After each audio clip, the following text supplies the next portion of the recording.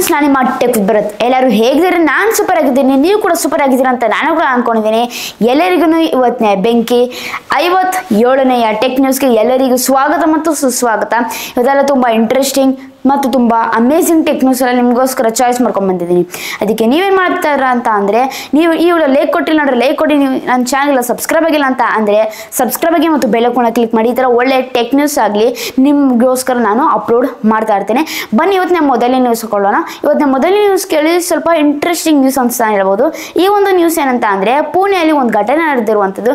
ಈ ಘಟನೆ ಅಂತ ಅಂದರೆ, ಒಬ್ಬರು ಕಪಲ್ ಇದ್ದರು, ಅವ್ರಿಗೆ ಸ್ವಲ್ಪ ವಯಸ್ಸಾಗಿತ್ತು ಅಂತಲೇ ಹೇಳ್ಬೋದು. ಬ್ಯಾಂಕಿಂದ ಬರ್ತಾ ಇದ್ರು. ಬ್ಯಾಂಕಿಂದ ಸುಮಾರು 5 ಲಕ್ಷ ಬೆಲೆ ಬಾಳುವ ಒಂದು ಉಡುಗೊರೆ ಅಂದರೆ ಒಡವೆ ತರ್ತಾ ಇದ್ರು ಅಂತ ಹೇಳ್ಬೋದು. ಒಂದು ಬ್ಯಾಗಲ್ಲಿ ಸೆಪ್ರೇಟ್ ಆಗಿ ಅದನ್ನ ಇಟ್ಟಿದ್ರು. ಮತ್ತು ಇವರಿಬ್ಬರು ವಡಾಪಾವ್ ತಿನ್ನೋಕ್ಕೋಸ್ಕರ ಒಂದು ಹೋಟೆಲ್ಗೆ ಬಂದರು. ಅವ್ರ ಹಸ್ಬೆಂಡು ಆರ್ಡ್ರ್ ಮಾಡ್ಕೋದ್ರು ವಡಾಪಾವ್ನ. ಆಮೇಲೆ ಅವರ ವೈಫು ಗಾಡಿ ಹತ್ರ ನಿಂತ್ಕೊಂಡಿದ್ರು, ಅಂದರೆ ಸ್ಕೂಟರ್ ಹತ್ರ. ಅಲ್ಲಿ ಒಬ್ಬ ವ್ಯಕ್ತಿ ಬಂದ, ವೈಟ್ ಟಿ ಶರ್ಟ್ ಹಾಕ್ಕೊಂಡು. ಅವನು 10 ರೂಪಾಯಿ 10 ನೋಟ್ ಅಂದರೆ 100 ರೂಪಾಯಿ ಬೀಳ್ಸಿದ ಕೆಳಗಡೆ, ಜಾಸ್ತಿ ಅಲ್ಲ. ಆಮೇಲೆ ಆ ಮಹಿಳೆ ಅಂದರೆ ಅವ್ರಿಗೆ ವೈಫ್ ಹೇಳಿದ್ರು, ನೋಡ್ರಿ ರೀ, ಯಾರ್ದೋ ಕಾಸು ಬಿದ್ದಿದೆ, ನಿಮ್ದ ಕಾಸು ಎತ್ಕೊಳ್ಳಿ ನೋಡಿ ಅಂತ ಹೇಳಿದ್ರು ಆ ಒಂದು ಪರ್ಟಿಕ್ಯುಲರ್ ವ್ಯಕ್ತಿ. ಆವಾಗ ಆ ಮಹಿಳೆ ಆ ಕಾಸನ್ನ ಎತ್ಕೊಳ್ಳೋಕೆ ಹೋದ ಸಮಯದಲ್ಲಿ ಆ ವ್ಯಕ್ತಿದನ್ನೆಲ್ಲ 5 ಲಕ್ಷ ಬೆಲೆ ಬಾಳುವ ಉಡುಗೊರೆ ಅಂದರೆ ಜ್ಯುವೆಲ್ಲರಿ ಇದೆಯಲ್ಲ, ಕದ್ಕೊಂಡು ಹೋಗ್ಬಿಟ್ಟ ಅಂತಲೇ ಹೇಳ್ಬೋದು. ಹೌದು ನೋಡಿ, ಕೇವಲ 100 ರೂಪಾಯಿ ಆಸೆಗೋಸ್ಕರ 5 ಲಕ್ಷ ಕಳೆದುಕೊಂಡಿದ್ದಾಳೆ ಈ ಪರ್ಟಿಕ್ಯುಲರ್ ಮಹಿಳೆ. ಅದಕ್ಕೆ ಹೇಳೋದು, ಯಾರದೇ ಕಾಸು ಬಿಲ್ಲಿ ಕೆಳಗಡೆ ನೀವು ಟಚ್ ಮಾಡೋಕ್ಕೆ ಹೋಗಲೇಬೇಡಿ. ಯಾರಾದ್ರೂ ಹೇಳಿ, ರೀ ನಿಮ್ಮ ಕಾಸು ಬಿದ್ದಿದೆ ನೋಡಿ, ನಿಮ್ದು ಕಾಸು ಎತ್ಕೊಳ್ಳಿ ಅಂತ ಹೇಳಿದ್ರೆ ನಂದೆಲ್ಲ ಕಾಸು ಅಂತ ನೀವು ಅನ್ಬೇಕು. ಗೊತ್ತಿರೋಲ್ಲ ನಮಗೆ. ನೋಡಿ, 100 ರೂಪಾಯಿ ಕಾಸಿಗೋಸ್ಕರ ಎಂಥ ಖುಷಿ ಇರ್ತೀವಿ, ಆದರೆ ಯಾವುದೇ ರೂಪದಲ್ಲಿ ಎಷ್ಟೋ ಲಕ್ಷ ಗಟ್ಟಲೆ ಹಣ ಕಳ್ಕೊತೀವಿ ನಾವು. ಈ ರೂಪದಲ್ಲಿ ಹೋಯ್ತು, ನಾನು ಹೇಳ್ದನ ಕಳ್ತನ ರೂಪದಲ್ಲಿ ಈ ಮಹಿಳೆ ಸುಮಾರು 5 ಲಕ್ಷ ಬೆಲೆ ಬಾಳುವ ಜ್ಯುವೆಲ್ಲರಿ ಕಲ್ತ್ಕೊಂಡ್ಲು ಅಂತಲೇ ಹೇಳ್ಬೋದು. ಅದಕ್ಕೆ ನೀವು ಅಷ್ಟೇ ಈ ರೀತಿಯೆಲ್ಲ ಮಾಡೋಕ್ಕೆ ಹೋಗಲೇಬೇಡಿ ಅಂತಲೇ ಹೇಳ್ಬೋದು. ಮತ್ತು ಇನ್ನೊಂದೇನಂತ ಅಂದರೆ, ಆ ಜ್ಯುವೆಲ್ಲರಿ ಅಂದರೆ ಆ ಉಡುಗೊರೆ ಐತಲ್ಲ, ಡಿಕ್ಕಿ ಆದರೂ ಹಾಕ್ಬೋದಿತ್ತು ಅಂತಲೇ ಹೇಳ್ಬೋದು. ಅಟ್ಲೀಸ್ಟ್ ಅವರು ಡಿಕ್ಕಿ ಆದರೂ ಸೇಫ್ ಆಗಿರ್ತಂತಾನೆ ಹೇಳ್ಬೋದು. ಅದಕ್ಕೆ ನೀವು ಅಷ್ಟು ಈ ಥರ ಕೇರ್ಲೆಸ್ ಆಗಿ ಆಗ್ಬಿಡಿ ಅಂತಲೇ ಹೇಳ್ಬೋದು. ಇಲ್ಲಾಂದರೆ ಈ ರೀತಿ ನಿಮಗೆ ಘಟನೆ ಎಲ್ಲ ಆಗುತ್ತೆ. ಈ ಘಟನೆಯಿಂದ ಈ ಪಾಠ ನಾವು ಕಲ್ತ್ಕೊಬೇಕಾಗುತ್ತೆ. ಮೈಂಡಲ್ಲಿ ಇಟ್ಕೊಳ್ಳಿ, ನೀವು ಈ ಥರ ಕೇರ್ಲೆಸ್ ಆಗಿ ಇರಬೇಡಿ ಅಂತಲೇ ಹೇಳ್ಬೋದು. ಮತ್ತು ಯಾವುದೇ ಒಂದು ದುಡ್ಡು ಕೆಳಗಡೆ ಬಿದ್ದಿದ್ರೆ ಅದನ್ನ ನಾವು ಟಚ್ ಮಾಡಬಾರ್ದು, ಮುಟ್ಲೇಬಾರ್ದು, ನೋಡಲೇಬಾರ್ದು. ಮೈಂಡಲ್ಲಿ ಇಟ್ಕೊಳ್ಳಿ ಇದನ್ನ.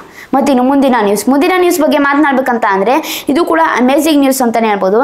ಈ ಒಂದು ನ್ಯೂಸ್ ಏನಂತ ಅಂದರೆ, ರಿಷಬ್ ಪಂತ್. ನೀವು ನಂಬಲ್ಲ ಫ್ರೆಂಡ್ಸ್, ರಿಷಬ್ ಪಂತ್ ಯಾರೋ ಒಬ್ಬ ವ್ಯಕ್ತಿ ಟ್ವಿಟ್ಟರ್ನಲ್ಲಿ ಪೋಸ್ಟ್ ಹಾಕಿದ್ದಾರೆ. ಅದೇನಂತ ಅಂದರೆ, ರಿಷಬ್ ಪಂತ್ ಅವರೇ, ದಯವಿಟ್ಟು ನನಗೆ 90,000 ಬೇಕಿತ್ತು ಅರ್ಜೆಂಟಾಗಿ. ಅಂತಕ್ಕಂತ ಅಂದರೆ, ನಾನು ಇಂಜಿನಿಯರಿಂಗ್ ಓದ್ತಾ ಇದ್ದೀನಿ, ನಾನು ಇಂಜಿನಿಯರ್ ಆಗಬೇಕಂತ ಇದ್ದೀನಿ.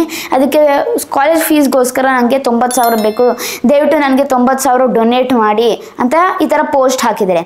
ಆವಾಗ ರಿಷಬ್ ಪಂತ್ ನೋಡಿ ಅವ್ರಿಗೆ ಸೆಂಡ್ ಮಾಡಿದ್ದಾರೆ 90,000 ರೂಪಾಯಿ. ಆಮೇಲೆ ಕಮೆಂಟ್ ಕೂಡ ಹಾಕಿದ್ದಾರೆ, ಸೆಂಡ್ ಮಾಡಿದ್ರು ನೋಡು 90,000 ರೂಪಾಯಿ, ಆದಷ್ಟು ಬೇಗ ಇಂಜಿನಿಯರ್ ಆಗು ಅಂತ ಈ ರೀತಿ ಕಮೆಂಟ್ ಹಾಕಿದ್ದಾರೆ. ಆಮೇಲೆ ಸ್ವಲ್ಪ ಹೊತ್ತು ಆದಮೇಲೆ ತುಂಬ ಜನ ಕೆಳಗಡೆ ಕಮೆಂಟ್ ಹಾಕಿದ್ದಾರೆ, ರಿಷಬ್ ಪಂತ್ ಅವರು ಯಾಕೆ 90,000 ದುಡ್ಡು ಕಳ್ಸೋಕೆ ಹೋದ್ರಿ, ಇದು ಸ್ಕ್ಯಾಮು, ಸ್ಕ್ಯಾಮರ್ ಗೊತ್ತಿವ ನಿಮಗೆ ಅಂತ ತುಂಬ ಜನ ಕಮೆಂಟ್ ಹಾಕ್ತಿದ್ರು. ಆ ಒಂದು ಪರ್ಟಿಕ್ಯುಲರ್ ವ್ಯಕ್ತಿ ಸ್ಕ್ಯಾಮರ್ ಅಂತ. ಹೌದು, ನಿಜವಾಗ್ಲೂ ಅವರು ಸ್ಕ್ಯಾಮರು. ನೀವು ನಂಬಲ್ಲ, ಈ ಪರ್ಟಿಕ್ಯುಲರ್ ವ್ಯಕ್ತಿ ರಿಷಬ್ ಪಂತಿಂದ 90,000 ಸ್ಕ್ಯಾಮ್ ಮಾಡಿದ್ದಾರೆ. ತುಂಬ ಜನಕ್ಕೂ, ತುಂಬ ಸೆಲೆಬ್ರಿಟೀಸ್ಗೋಗು ಇವರು ಪೋಸ್ಟ್ ಹಾಕ್ತಾರೆ, ದಯವಿಟ್ಟು ನಂಗೆ ಈ ಥರ ಹೆಲ್ಪ್ ಮಾಡಿ. ತುಂಬ ಒಂದು ಘಟನೆ ನಾನು ನೋಡಿದ್ದೀನಿ, ತುಂಬ ಸತಿ ನೋಡಿದ್ದೀನಿ, ಇವ್ರು ಮೆಸೇಜ್ ಹಾಕಿದ್ದಾರೆ, ನನಗೆ 90,000 ಬೇಕಿದ್ದ, RCB ಮೇಲೆ ನಾನು ಬೆಟ್ಸ್ ಮಾಡಿದ್ದೀನಿ, 90,000 ಕಳ್ಕೊಂಡೆ, ಈಗ ಕಾಲೇಜ್ ಫೀಸ್ ಬೇಕು, ಏನೂ ಮಾಡೋಕ್ಕಾಗಲ್ಲ ಅಂತ ಈ ರೀತಿ ಎಲ್ಲ ಆ್ಯಕ್ಟಿಂಗ್ ಎಲ್ಲ ಮಾಡ್ತಾರಂತ ಹೇಳ್ಬೋದು. ಈಗೆಲ್ಲ ಸ್ಕ್ಯಾಮರ್ಸಿಂದ ಸೋಷಿಯಲ್ ಮೀಡಿಯಾನ ಫುಲ್ಲು ಸ್ಕ್ಯಾಮ್ ಆಗ್ತಾ ಇರುವಂಥದ್ದು ಅಂತಲೇ ಹೇಳ್ಬೋದು. ಅದಕ್ಕೆ ಯಾರೇ ದುಡ್ಡು ಕೇಳಿ ನೀವು ಕೊಡೋಕ್ಕೆ ಹೋಗಲೇಬೇಡಿ. ಅದು ಸ್ಕ್ಯಾಮ್ ಆದರೂ ಆಗಿರ್ಬೋದು, ಹೇಳೋಕ್ಕಾಗಲ್ಲ. ಅದು ಮೈಂಡಲ್ಲಿ ಇಟ್ಕೊಳ್ಳಿ. ಈ ರೀತಿ ರಿಷಬ್ ಪಂತ್ ಅವರು ಸ್ಕ್ಯಾಮ್ ಆಗಿದ್ದಾರೆ. ಇದರಿಂದ ಸ್ಕ್ಯಾಮ್ ಆಗಿರೋದ್ರಿಂದ ಆ ಒಂದು ಪರ್ಟಿಕ್ಯುಲರ್ ಟ್ವಿಟ್ಟರ್ ಅವರು ಆ ಒಂದು ಪರ್ಟಿಕ್ಯುಲರ್ ವ್ಯಕ್ತಿ ಸ್ಕ್ಯಾಮರ್ ಇದಲ್ಲ, ಅವನ ಒಂದು ಅಕೌಂಟ್ನ ಸಂಪೂರ್ಣವಾಗಿ ಡಿಲೀಟ್ ಮಾಡಿಬಿಟ್ಟಿದ್ದಾರೆ ಅಂತಲೇ ಹೇಳ್ಬೋದು.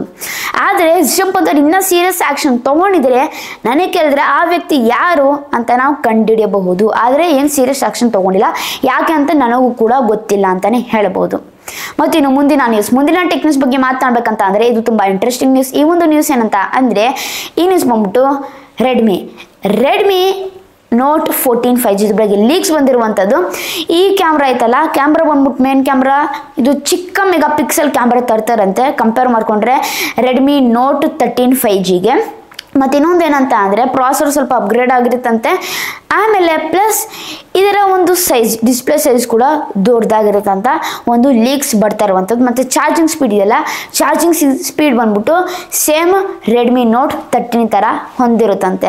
ಗೊತ್ತಿಲ್ಲ ಇದ್ರ ಬಗ್ಗೆ ಜಾಸ್ತಿ ಲೀಕ್ಸ್ ಬಂದಿರುವಂಥದ್ದು. ಯಾವಾಗ ಇದು ಲಾಂಚ್ ಮಾಡ್ತಾರಂತ ಗೊತ್ತಿಲ್ಲ ರೆಡ್ಮಿಯವರು. ಮತ್ತು ಇನ್ನು ಮುಂದಿನ ಟೆಕ್ ನ್ಯೂಸ್ ಬಗ್ಗೆ ಮಾತನಾಡಬೇಕಂತ ಅಂದರೆ ಇದು ಸೂಪರ್ ನ್ಯೂಸ್ ಅಂತ ಹೇಳ್ಬೋದು. ಈ ಒಂದು ನ್ಯೂಸ್ ಏನಂತ ಅಂದರೆ ಯಾರು ಇನ್ಸ್ಟಾಗ್ರಾಮ್ ಯೂಸ್ ಮಾಡ್ತಿದ್ದಾರೆ ಒಂದು ಗುಡ್ ನ್ಯೂಸ್ ಅವರಿಗೆ. ಅದೇನಂತ ಅಂದರೆ ಇನ್ಸ್ಟಾಗ್ರಾಮ್ ಅವರು ಒಂದು ಹೊಸ ಫೀಚರ್ ರೋಲ್ ಔಟ್ ಮಾಡಿದ್ದಾರೆ ನಮ್ಮ ಭಾರತದಲ್ಲಿ ಎಲ್ಲ ಒಂದು ಸಂಪೂರ್ಣವಾದ ಇನ್ಸ್ಟಾಗ್ರಾಮ್ ಕ್ರಿಯೇಟರ್ಸ್ಗೆ.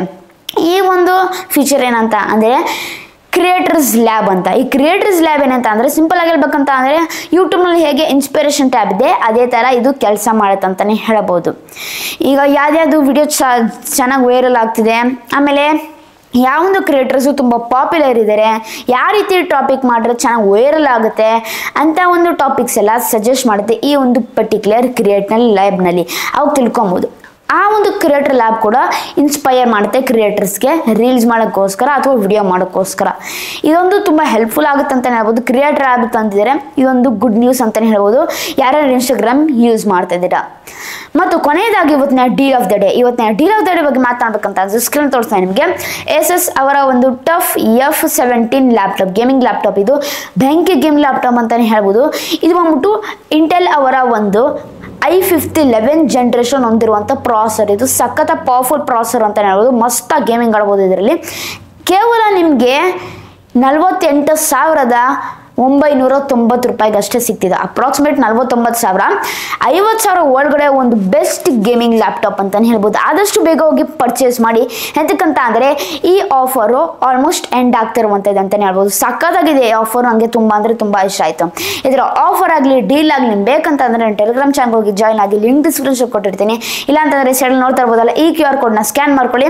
ಸ್ಕ್ಯಾನ್ ಮಾಡ್ಕೊಂಡಾಗ ಅವಾಗ ನನ್ನ ಟೆಲಿಗ್ರಾಮ್ ಚಾನಲ್ ಹೋಗಿ ಜಾಯ್ನ್ ಆಗಿ ಅಲ್ಲಿ ಸೂಪರ್ ಡೀಲ್ಸಲ್ಲಿ ನಿಮಗೋಸ್ಕರ ನಾನು ಅಪ್ಲೋಡ್ ಮಾಡ್ತಾ ಇರ್ತೀನಿ. ಇಷ್ಟ ಆಯಿತು ಟೆಕ್ ನ್ಯೂಸ್. ನಿಮ್ಗೆ ಯಾವ ಟೆಕ್ ನ್ಯೂಸ್ ಇಷ್ಟ ಆಯ್ತು ಅಂತ ನನಗೆ ಕಮೆಂಟ್ಸ್ನ ತಿಳಿಸಿ.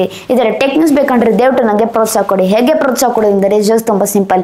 ಅದು ಹೆಂಗಂದ್ರೆ ನೀವು ಒಂದು ಸಬ್ಸ್ಕ್ರೈಬ್ ಮಾಡೋದು, ಲೈಕ್ ಮಾಡಿದ್ರೆ, ಒಂದು ಶೇರ್ ಮಾಡಿ, ಕಾಮೆಂಟ್ ಮಾಡಿದ್ರೆ, ಇಷ್ಟು ಮಾಡಿದ್ರೆ ನಿಮಗೆ ದೊಡ್ಡ ಪ್ರೋತ್ಸಾಹ ನೀಡ್ತಾರೆ. ದಯವಿಟ್ಟು ಕನ್ನಡ ಬೆಳೆಸಿ ಮತ್ತು ಕನ್ನಡ ಉಳಿಸಿ. ಇಲ್ಲಿಗೆ ವಿಡಿಯೋ ಮುಗಿಸ್ತಾ ಇದ್ದೀನಿ. ಜಯ ಕರ್ನಾಟಕ, ಒಂದೇ ಮಾತರಂ. ಶುಭ ದಿನ ಫ್ರೆಂಡ್ಸ್. ಮುಂದಿನ ವಿಡಿಯೋದಲ್ಲಿ ಸಿಗೋಣ ಫ್ರೆಂಡ್ಸ್.